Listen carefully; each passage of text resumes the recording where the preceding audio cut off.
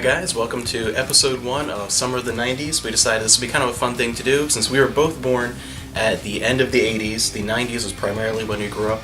Even though I'm a hardcore 80s fan, I obviously have a lot of memories for the 90s, and you're a hardcore 90s fan. That's where we differ. So this is like the perfect decade. We both grew up, a lot of great memories, and we wanted to go over some highlights of the decade year by year in each video, talking about some stuff that we remember personally, not just big news events or what was most popular, but what we personally had the most memories with. I think that's a little more interesting, and we'd love to hear below in every video. Let us know your 90s videos for every year as we go along, because you can't cover an entire 12 months worth of content every single year from the 90s. in a couple minutes. Yeah, so much was going on, Everything so many changes, technology completely changing every couple of years, like just so much. So let us know your memories. We're just sticking with some of our favorites here, and I'm just going to go over a list for every year and talk about some of our favorite 90s stuff.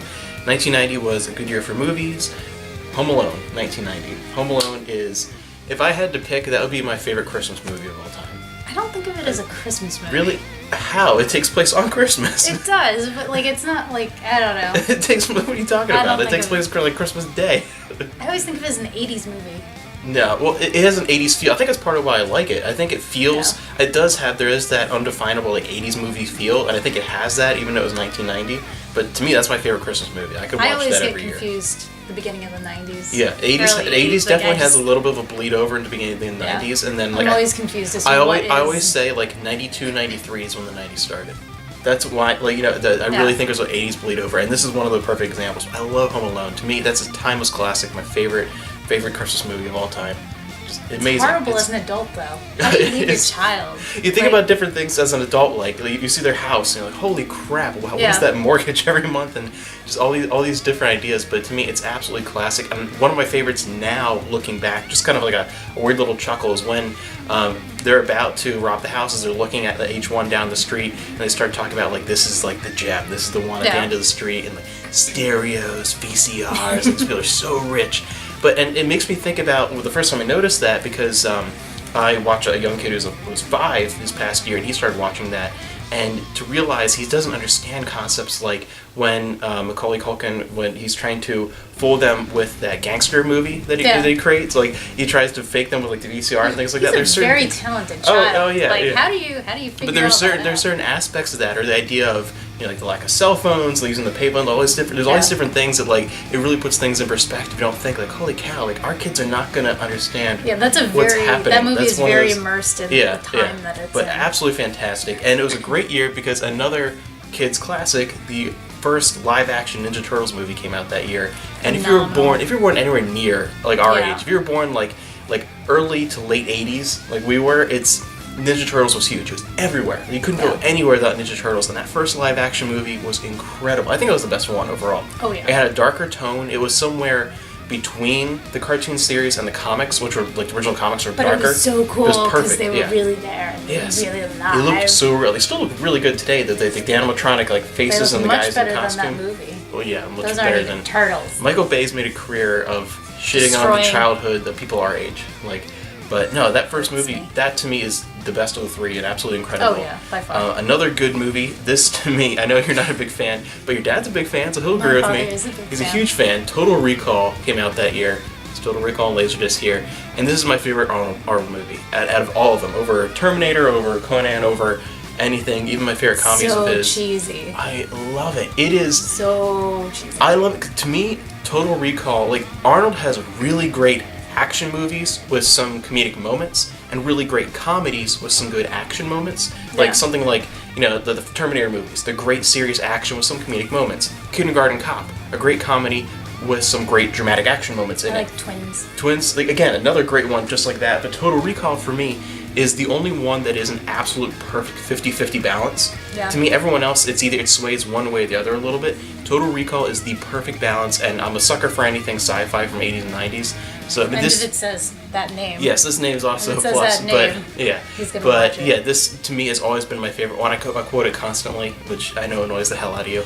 I know it absolutely does, but it's all right. It's all right. Now I have a father who appreciates it.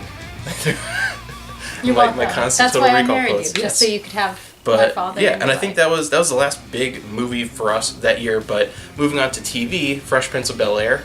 That's another one that I think is very much like if you're born in a certain time frame, how do you not know that and know the theme song and everything? But outside of that, I think it's one of those other ones that people won't come back to after a while. That's so sad. I think that's another one. But our siblings don't. Yeah, because even our them. siblings are just aren't that much younger. I don't think you've ever seen it or really think you just know it exists kind of thing. But our second youngest siblings. Maybe, but the youngest our definitely middle don't. siblings have. But yeah, that was a great show, and to me, I think that was one that a lot of people around our age latched onto. Oh yeah, I feel like everybody watched that. I think there were a lot of. Who you were. I think there were a lot of specific audiences for certain shows, and I think that's one of the ones that kind of crossed a lot of those boundaries. It was just in the kind 90s, of there was nice. a lot of stuff like that. Yeah, there was a lot of things that everybody watched. You just kind of watched, and it was nice and fun. Another big TV one, Are You Afraid of the Dark, started that year, and I love that. I still watch until this day. I watch Are You Afraid of the Dark and Goosebumps and things like that. Like absolutely love. But Are You Afraid of the Dark is definitely better. It is much better. It is an incredible like Canadian product that is like. I never knew it was Canadian. Yes, it's amazing, and Laura Bertram was in 2 episodes, so that automatically makes it like incredible. And of course, we found the one VHS. Yes, on a VHS that had just had samples from Nickelodeon. She was on it, but yeah, that was perfect, and this was one of the first things that started. There's a very definitive 90s craze of kids horror, because if you look at any other decade, like the 90s was packed with horror-themed, Halloween-type themed stuff specifically for kids. That was a definite thing in the 90s, and this was one of the first things to really jumpstart that, and it was, I think, one of the darker of those types of things, but absolutely fantastic. And the same year, Captain Planet started, so Captain Planet. LeVar Burton is such a huge part of our childhood. It really is. Between The Next Generation, Reading Rainbow, and Captain Planet. And Captain Planet is, I think, in so many ways, like, defines so much of the feeling of the 90s, like you always talk about with Save the Rainforest. Yeah, everything was about like saving the planet and recycling, and you have to. Why wouldn't you? This overwhelming positive attitude. Yeah. There's definitely like I think the 80s was definitely much more of like a go-getter, conquer the world type of, there's a different attitude. The 90s was much more like, we will save the earth. We can do it together, and if you believe in yourself, anything is possible. But in a different vein than, say, like the 60s hippie, you know what I mean? A totally different context. Like, it was definitely, like one of the early South Park episodes I always remember is the Rainforest one. And to me, that's so ingrained in the 90s. Yeah. But, like, that's another good one there. Moving on from, there's one more TV, and this is hugely important. This is just a 2-parter episode. Star Trek Next Generation, The Best of Both Worlds. I don't remember 1 and 2. that at all. Oh my gosh. I don't remember seeing that. I remember seeing it live because this is, and I always try to think of like, what would my earliest memory be? And this is always one of the earliest memories I have. I think this might be like one of my first legitimate memories because I literally grew up in front of Next Generation because my parents watched it. Yeah, we were really little. And this I remember because the Borg scared the hell out of me when that first aired. Everybody. Scared the hell out of me. And this was like the turning point for the Next Generation where I went from fans of the old series weren't quite sure yet, and then bringing on new fans. Sure. But like this was the canon that launched that series forward into just being that eternal, great, amazing series that it is today. That 2-part, and the other thing too that I remember because we were so young that I remember being completely confused why I had to wait so long to see the second half. Because it was one of those, like, the season ender, and then you have the mid-season break, and then it comes back. And I just Kids remember... are still confused with that, no now that doesn't exist anymore. But I just very distinctly remember my parents trying to make me understand, like, why, and, like, I couldn't comprehend, like, I want to know what happens, because I was so terrified. I was genuinely terrified. I'm like, I need to know what's happening. So that forever will stick with me. Like, that just is so defining. And, of course... I wore this shirt for a reason because my favorite Mario game of all time came out this year. After seeing The Wizard, I think the year prior, I think The Wizard came out the year before, giant commercial for Super Mario Bros. 3. But this was amazing. First system I ever owned, and this was the only game that I went out and physically got individually. The rest were kind of I found them at yard sales after they came out, that type of thing. This I remember getting. I think it's interesting because when he wears a shirt, everybody, no matter what age, race. It doesn't matter everybody who they knows, are. Everyone points and says, I think this everybody, one, this has stood the test of time so well. Everybody knows what this is. Just incredible. And I think the combination of the 2-hour long, with what's his name, Adam Savage or whatever for the Wizard. But just incredible game. To this day, I still play it on the NES, drag it out, and when I can get it to work, that type of thing. And then another big game, The Secret of Monkey Island, released this year too. And that to me, I don't know, what was that? Was that one of the first point and clicks you ever played? It was the first point and click I ever played. I don't know. We had so many computer games. Yeah, and I think you had every LucasArts game. Not all of them we actually had, which was very distressing to learn days later. Of shareware. I did not understand what shareware was until you explained it to me, and I was like, wait, we didn't have the ending of that game. Yeah.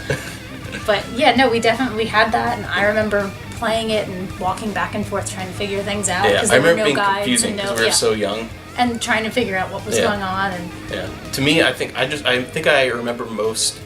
It was colorful and funny. It was. Yes. I think that was what I remember. Like I wasn't expecting it. I think because we were so young that it was hard that it felt like a serious like gaming experience because we were trying to figure out these puzzles. Like a very serious but it was like funny. It was like it was very funny, and like the dialogue was funny, and it was very witty. I think it was that type of slapsticky. I think. And I don't know, like I remember the graphics looking cool. Yes. Like I remember them being really cool, and like I don't know, I loved PC gaming back then. That was like the only gaming. We didn't have consoles when you did. We just had PC and a ton of floppies and all kinds of games, but we didn't have what you had. Moving on to music, the last two big highlights from this year.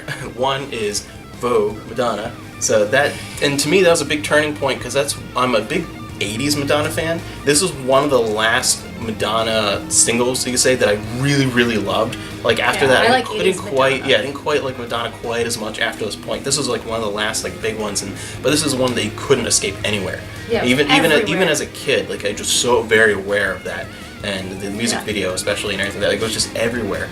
And that was a big. I think I remember it being a big international thing because this is when I was visiting my dad's parents in Germany like almost every other year, and I remember hearing a lot over there, and that was the first time. I think that was like the first time I actually understood that some things went cross-cultural.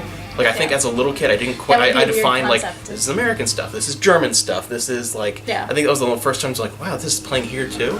I just vividly remember hearing that and like that.